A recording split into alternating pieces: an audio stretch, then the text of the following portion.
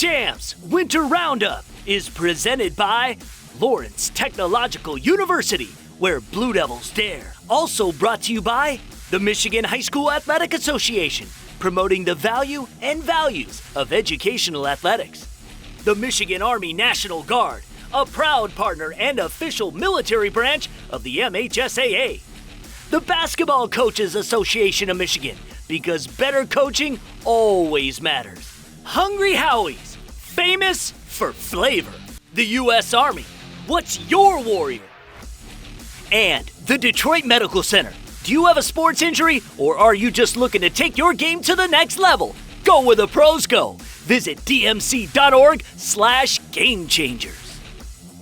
Hey there everyone, welcome back to another action-packed edition of the State Champs Winter Roundup.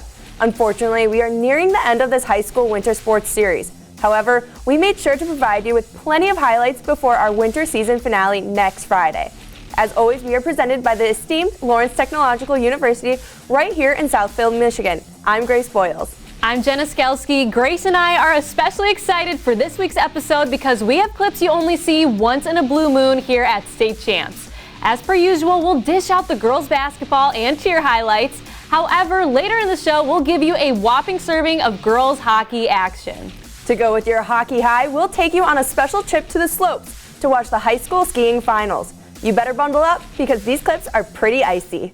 Emmett County was the place to be for ski fanatics in the state of Michigan on Monday. The Division I state finals taking place at Boyne Highlands Resort, where the Upper Peninsula would be well represented. The Marquette boys team held off Brighton by 1 point, 81-82, to bring home the Redmen's 8th straight Division I title. Aaron Greslak led the way by winning both slalom and giant slalom events, taking the slalom in a time of 1:19.23 and winning the GS with a combined 59.53. The Marquette team bus went back loaded with hardware as the Redettes won a 5th straight Division I title on the girls' side, holding off second place Forest Hills Northern Eastern by 10 points, 67-77. JC Johnson, seen here, started her day off well in the slalom with a 1:26.03 combined time. Her teammate Ainsley Kurt captured the GS crown with a combined 1:26. Lower Peninsula ski teams flexed their muscle in the Division II finals across the street at Nubbs Knob. The Petoskey Northman boys shook off a loss last season to win their 9th D2 title in the last 11 years. Jimmy Flom, seen here's 1:15.54, helped lead him to the slalom title and propelled the Northmen to an 8-point win over Harbor Springs, 56-64. The Rams' Andrew Truman, seen here, was able to bring home an individual title in giant slalom with a combined 50.19. On the girls' side, Pontiac Notre Dame Prep brought home a second straight Division II state championship. The Lady Fighting Irish held off a second-place Harbor Springs team by 58.5 points. Individual champions on the girls' side included Gaylord's Reagan Ollie with a 1:12.36 in the slalom, and Grand Rapids Northview's Megan Pash in the giant slalom, racing a combined 52.90. From the State Ski Championships in Emmett County, I'm Harrison Beebe. I'm Grace Boyles, and Warren Cousino, the site for the MAC Red-White Girls Basketball Championship between Port Huron and Grosse Pointe North. The Norsemen coming in the defending Red-White tournament champs. We pick things up in the first quarter. This is senior Christina Breaker with the drive and goes in for the bucket. We were tied at 12 after the opening quarter of play. Port Huron looking to end the regular season at a perfect 20-0. Junior Morgan James with the crisp pass to junior Madison Landshut, who finishes with the nice bucket inside. We're tied up at 16. More from the Big Reds just a few minutes later. They kick it out to junior Emma Trombley, and she swishes the three-pointer. Back comes Grosse Pointe North just before the end of the second quarter. They get the turnover, and it would be junior Maddie Kohler getting it to the junior Madison Venant, who gets it to go. The Norsemen lead 22-19 as we head into halftime. This game will go back and forth in the second half. Check out sophomore Julia Gilbert with the nice up and under. Tied up at 26, we head into the fourth quarter. Early stages of the final stanza. Off the rebound for Grosse Pointe North, sophomore Annabelle Aroll with the feed down low to Breaker, who kisses it off the window. The senior finished with 12 points on the night. Port Huron would respond a few minutes later. Gilbert with the kick out to senior Jenna Holzenberger, and she drains the triple. The Big Reds take the lead 33-30. Port Huron, who is 13th in our top 25 rankings, pulled it out in the end as Trombley nails her third triple from the corner. Port Huron hangs on to beat Grosse Pointe North 42-39. The Big Reds finish off with a perfect 20-0 regular season, and they claim the program's first MAC tournament title. I'm Jason Hutton from the West Side. We start in the OK White, tie for first place between rivals Forest Hills Northern and Forest Hills Central when the game began. Huskies inbound to Nora Bone. She scores, and the home team had a 5-point lead in the second half. Later in the third, Rangers have an answer. Zoe Lipke getting a good look for three off the nice pass from Theron Halleck. That is good. Rangers within one midway through the third quarter. But the Huskies went inside to Faith Walker. She's really tough in there. Bucket and the foul. Forest Hills Northern now alone in first place after a 57-52 win over rival Forest Hills Central. Top two teams in the OK Green. Byron Center leading Hamilton. A win for the Bulldogs, and they'd be outright OK Green champs. Avery Zeenstra, the junior, got the offensive rebound, put back, and a foul. Bulldogs playing a little catch-up early. Then the Hawkeyes go inside to A.J. Ediger, the future Iowa Hawkeye, just a junior, really good inside. Hawkeyes led most of the first quarter, but here comes freshman McKenna Ferguson. Great hesitation dribble and the bucket. Byron Center wins. They're outright OK Green champs, 57-50 over Hamilton. OK Red, Hudsonville tied for first with East Kentwood. Tough game at home against a really good Rockford team that came in 13-5. Early on, Hudsonville's Emma Costin, nice pass to Eva Joldersma. Hudsonville had a 3-point lead. But Rockford would come back. They're actually up 2 when Sydney Rinke finds L. Irwin for 3. Rams up 5 on the road, playing well. But Hudsonville had an answer, like they have all season. J.C. Tubergen to Costin for 3. Hudsonville remains in a first-place tie with East Kentwood, which beats Granville. Hudsonville beats Rockford 67-63. I'm Kevin Trzynski, and we go to the Operation Friendship game from Thursday night. The Detroit Public School League champion, Detroit Renaissance, took on the Catholic League champion, the Marlins from Farmington Hills Mercy. Renaissance came in third in our top 25 rankings. This is Kaylee Davis going straight to the bucket, and they started the game on a 9-0 run. Farmington Hills Mercy, coming in at 17-2, would respond later in the quarter. It would be the freshman Maya White with the drive and gets it to go for 2. The Marlins were down 13-6 after the opening quarter of play. In the second, Farmington Hills Mercy fighting for the second chance opportunities. Kenzie Williamson misses the 3 attempt. Maddie Kenny fights for the rebound, gets it back to Williamson, who puts it on in. It was the same on the other end for the Lady Phoenix, as they were getting the offensive rebound, as the junior Shannon Wheeler here for the putback, and Renaissance went into halftime leading 24-14. The Marlins staying close early in the second half. It would be the junior Jill Smith grabbing the loose ball, goes on in and gets the hoop and the foul. Mercy was down 32-24 as we head into the fourth. But it would be too much Renaissance on this night as the sophomore Taylor Anderson goes in and gets the contested bucket to go down. As Detroit Renaissance goes on to beat Mercy in the Operation Friendship Championship game 44-32 the final. How you doing? My name is First Class Adams. Hey, what's up, Detroit? I'm Staff Sergeant Stevens. If you're within the age of 17 to 34, if you look for a job without any experience, we can teach you everything you need to know. Come be a part of the team. And where you can locate us at is on goarmy.com/Michigan. And our phone numbers is 586-774-0218 or 517-214-8542. Go Army.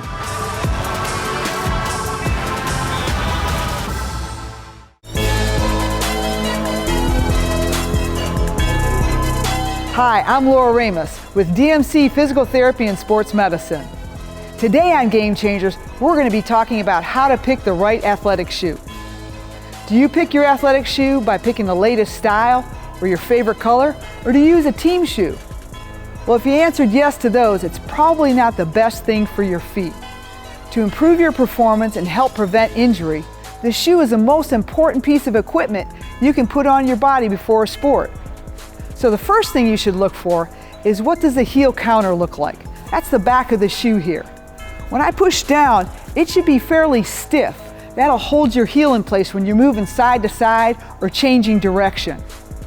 If it moves down and goes flat like this, you're more apt to sprain your ankle if you're in a sport that's moving side to side. The second thing you should look for is, where does that shoe bend? When we're running and jumping, our foot bends right at the forefoot or right across the toes. And that's where your shoe should bend when you flex it. So when you come down from a jump, you're going to land on that ball, that foot. The shoe shouldn't just bend in half. That won't give you quite enough stability when you're on a running, change of direction jumping sport. And you want to make sure that your foot fits nice and comfortably across that bend point of that shoe. So when you pick your athletic shoe, make sure you pick one with a good heel counter and a correct bend point, and that'll help prevent injury and improve your performance. Do you have a sports injury, or are you just looking to take your game to the next level? Then go where the pros go. DMC Physical Therapy and Sports Medicine. For immediate care, call 313-910-9328 or visit dmc.org/gamechangers. Don't forget, you can check out Hockey Times. Every week, we are going to be talking about what's going on in the great state of Michigan at the high school level. So much good hockey being played, and we're going to do our best to cover it from all vantage points in the great state of Michigan. New episodes drop every Wednesday right around 3 o'clock. If you're also looking to get the latest highlights and news in boys basketball, you need to check out State Champs Hang Time Michigan. We comb the state for some of the best matchups featuring some of the top teams and players. State Champs Hang Time Michigan is for hoops junkies, and it premieres right here on the State Champs Sports Network and the State Champs app, Thursdays at 5 p.m. Eastern.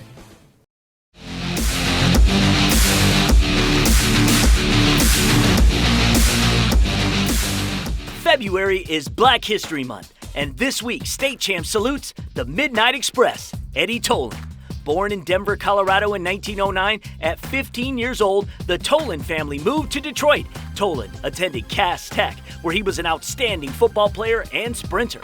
On the track, Eddie set records in the 100 and 200-yard dashes. In 1927, he won both races at the National Interscholastic Championship at Soldier Field in Chicago. Recruited by many top-level schools for football, Tolan wanted to play at the University of Michigan. However, in 1927, no African-American had ever played football at Michigan. It's reported the coach wanted him to, other coaches did not. The record says officially it was because of injury. However, he ran track and definitely made the most of it. As a sophomore in May 1929, Tolan broke the Big Ten Conference record, tied the world's record for the 100-yard dash. Tolan was one of the first African Americans to have success in sprinting, and he raced with eyeglasses taped to his head. At the Big Ten Championships in May 1930, Tolan broke the world record in the 100. His performance was accepted as the new official world's record, and he became known as the Midnight Express. Tolan ran for America in the 1932 Olympics, and in one of the closest 100-meter racers in Olympic history, Tolan edged out a gold medal. He easily won the 200 meters and set an Olympic record. He was soon after dubbed the world's fastest human. In 1958, Tolan was inducted into the Michigan Sports Hall of Fame. He was also inducted into the University of Michigan Athletic Hall of Honor in 1980. Eddie passed away in 1967, but always said his first love was football. The 6 touchdowns he scored in one game as a 131-pound quarterback at Detroit's Cass Tech was his greatest thrill, rather than his double win in the Olympics. State Champs salutes the Midnight Express, Eddie Tolan. We know our highlights are a little chilly this week, so we'll turn up the heat for the Division II cheer districts. The pressure is on for this competition as the top 4 teams will advance to regionals. Let's start off with the girls from Carlton Airport as they land their jumps perfectly in round 1.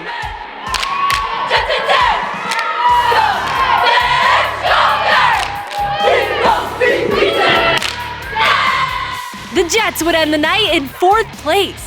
Now let's head over to Riverview as they show off their phenomenal stunts in round 3.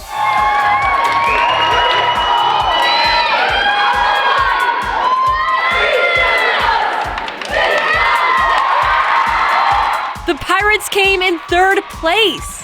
Next up, we have Southgate Anderson giving it their all as they perform flawless tumbling skills in round 2.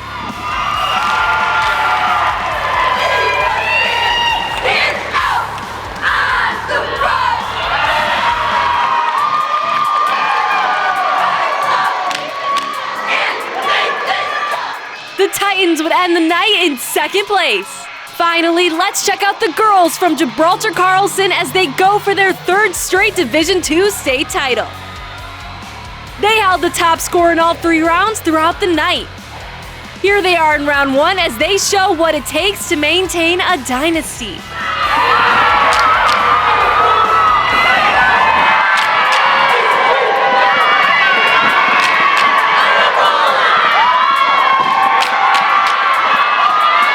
Marauders did it again and took first place at the Division II Cheer Districts. I'm Chuck Pellerito, and we go to girls hockey. The NFHS network coverage of the game as Livingston United on the road to take on Cranbrook. Livingston United came into the contest at 12-1-1 on the season. The senior, Chloe Valenti, who goes to Brighton High School, leads the state in scoring, and with over 2 minutes to go in the first, she gets around a defender and puts it home. They take a 1-0 lead. More from the Knights just a couple minutes later. They get the puck out to Valenti, and she would stuff home her second goal of the game. Livingston United up 2-0 after the opening period. And they would add more to their lead in the second as it's Valenti once again for the natural Hattie. The Knights are rolling up by 3. Then, just 30 seconds later, Livingston United was knocking on the door once again as the senior Rachel Vaughn keeps the puck in the Cranbrook end, and she would get her name on the score sheet. The Knights in command now up by 4. But Cranbrook wasn't giving up. Just a minute later, the sophomore Marion Kahn would score her 11th goal on the season, and the Cranes now trailed 4-1. But it would be too much Livingston United in this one, as Isabella Summer risks it top shelf for the goal. As Livingston United would go on to beat Cranbrook 5-1 in the final, Knights moved to 13-1-1 on the year.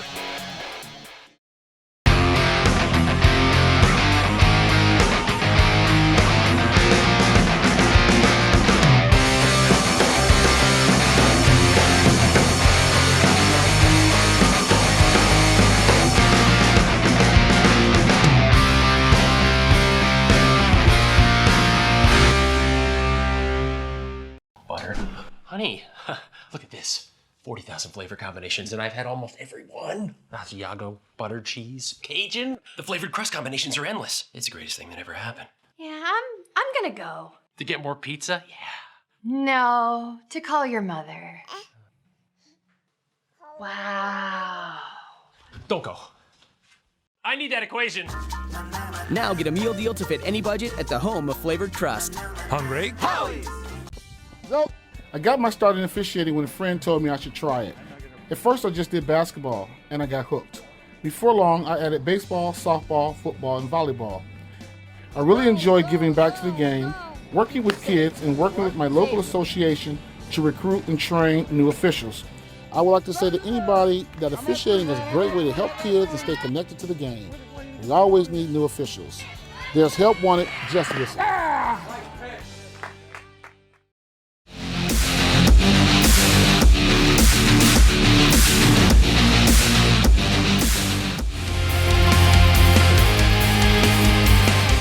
Today we'd like to talk to you about the MHSAA's Legacy Officiating Program.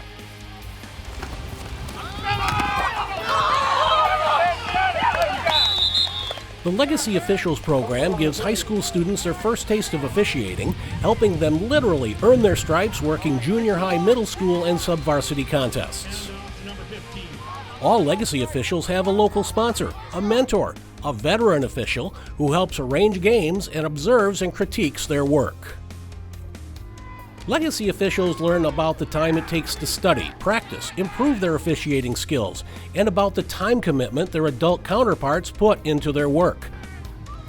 The program helps them better understand the rules of the game, the role of officials, and the importance of sportsmanship. Nice job, number 12. Thanks. It's also not a bad way for a high school kid to earn a little money. Every year, Legacy officials are honored at the MHSAA's annual Officials Awards and Alumni Banquet, where one graduating senior is awarded a modest college scholarship. Since its inception, nearly 2,000 students have taken part in the Legacy program, with between 100 and 150 participants in any given year, and we can always use more. To learn more about the MHSAA's Legacy Officiating Program or to become a game official, visit MHSAA.com. There's help wanted, just whistle. Time now to take a look inside Lawrence Technological University.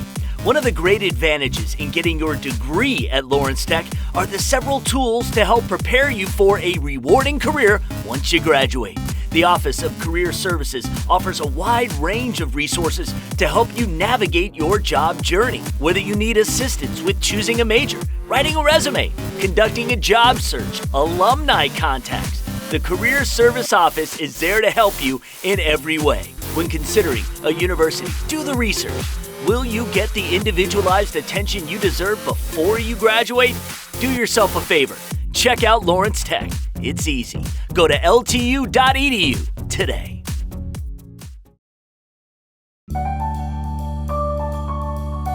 I'm on the Blue Devil football team, and that's a great place to be because other colleges wouldn't let me be both a football player and a nursing student.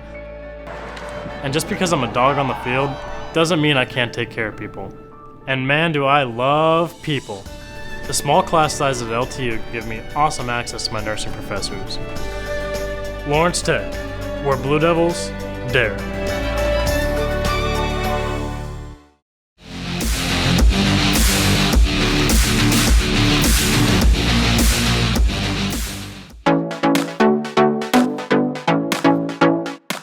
Hey guys, welcome inside the studio for another edition of Fast Break, presented by BCAM, the Basketball Coaches Association of Michigan. We have got Dan Young here, the Executive Director of BCAM. We have Matt Mowry joining us, the Digital Managing Editor of StateChampsNetwork.com. Also, girls high school basketball is his beat, and that is why he is here. And we are talking about the Miss Basketball finalists. They have been revealed. It is a terrific three this year. And Matt, why don't you first off, for those who have not been engaged, tell us who they are. First off, we have Whitney Solom from Heartland. We have Aaliyah Nye from East Lansing, and we have Gabrielle Elliott from Detroit Edison. Obviously, East Lansing's got quite a history with the award. They've had several winners in the past, and Gabby could possibly follow teammate Rakia Jackson, who won it from Edison last year. Heartland has not had a winner, but Solom definitely has a chance to take home the award. We're talking about three kids who all have been contributors from the day they set foot on campus on their schools, and they've all had their teams or helped their teams play at a very, very high level. Yeah, Dan, no doubt, three very impressive talents, and really this was a no-brainer, at least when you talked about the three best players, and that's the way we looked at it going into the season. These were the girls. Yes, in talking to Monique Brown, Rob Smith, and Don Palmer, three of them came in as four-year, first-day contributors from the get-go. All three have defensive stopper, teamwork mentality, winning edges about them, which has been very evident. And they're a great three. All three going to elite universities and recruited very heavily. Absolutely. All gamers, no question about it. Of course, when we see a list that is down to just three, we're accustomed, in a lot of years to see five, maybe four at least finalists who get in. Yeah, absolutely. And we deal every year with this question. So first off, let's talk about just real quickly as to why it was nailed down just to only three. Okay, so Doreen Ingalls is the chairperson of Miss Basketball from St. Ignace. And what happens is it will start with a group of 20 going into this year, 15 to 20. And then as it gets down to the end, you get down to 10 that are legitimate. And in this case, the breaking point was at 3. After the 3 were pretty much from the committee saying these 3 are it. Yeah. Who would be the 4th or even 5th? You looked at the next 7 or 8, and all, if you talk to 10 different people, maybe one person would jump out. But it was not a consensus for that 4th or 5th spot. It was a clean break. So from the committee, and Doreen did her due diligence to circle back again at the end to make sure that if anyone or two jumped in and should be in that group, they're all really good players. But Miss Basketball is the top of the best. And the breaking point was at 3. All right, quickly before we go, Matt, let's just give a few shout-outs to those who could have been and who were in the conversation. Maybe didn't quite make the final list, but still some people that we want to show some love to. Sure, there's the other Aaliyah who's going to Illinois with Aaliyah Nye, Aaliyah McQueen from Flint Carmen Ainsworth, Cheyenne McEvans from Southfield A&T, who's a walking double-double, Kenzie Lewis from Williamston, Hannah Spitzley from Pewamo, Westphalia, Jasmine Clerkley from Okemos, Sophie Zekin from Brighton, Cam Grant from Macomb, Dakota, and Maddie Volker from Goodrich. And like Dan said, these were like the next 8. And as he said, if you poll 8 coaches on which one of those 8 you pull out, you probably get 8 different answers. And it sounds like that's what Doreen did in talking to her. She polled people from all over the state and said, give me your 4. Right. And they came up with a bunch of different answers for that last spot. All right, so ultimately, only one will be Miss Basketball. We congratulate those who are in the final 3.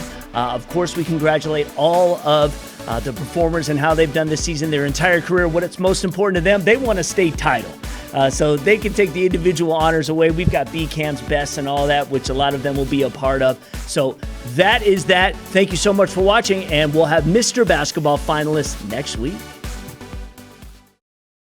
It's time now for the MHSAA Clip of the Week, and it goes to Julia Gilbert from Port Huron High School. Here getting the nice up and under to go down in the win over Grosse Pointe North, and that's your MHSAA Clip of the Week. We ran out of time on this week's episode of the Winter Roundup. The season finale will premiere next Friday at 5 p.m. You won't want to miss it. Thanks for stopping by. We'll see you next week.